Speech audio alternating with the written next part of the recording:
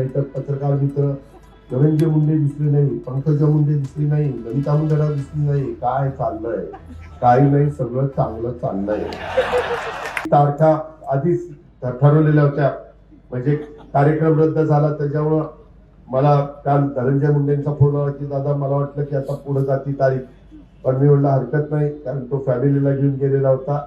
म्हणलं आम्ही कार्यक्रम त्या ठिकाणी करून घेतो, त्याच्यावर गैरसमज करून घेऊ नका. नाहीतर पत्रकार मित्र धनंजय मुंडे दिसले नाही, पंकजा मुंडे दिसली नाही, ललिता मुंडे दिसली नाही. काय चाललंय?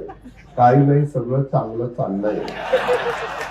त्यामध्ये आम्ही एकमेकांशी चर्चा करून ह्याच्यात माझं काय म्हणणं आहे, तुम्ही ज्या गोष्टीला महत्व द्यायचं त्याला द्या ना, पण ज्याला ते महत्व देऊन त्याचा काही उपयोग नाही, तुम्ही कामाला महत्व द्या, इथल्या डेव्हलपमेंटला महत्व द्या.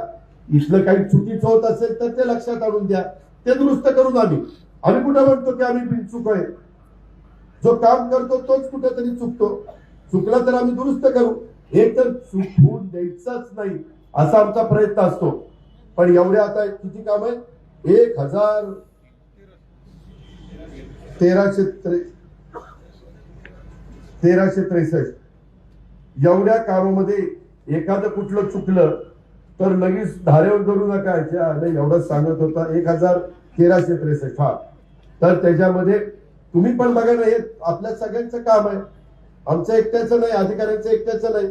आपण पण जबाबदार इथले नागरिक आहात ना.